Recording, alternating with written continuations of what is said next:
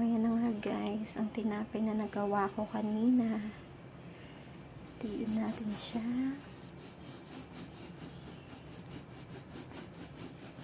Ano naman mahahati ito ng isang kamay lang. Wala akong tagahawak ng cam. Basta, yan, tatandaan ko lang. Para alam ko lang yung sukat kung paano hahatiin ng pantay-pantay. Yan.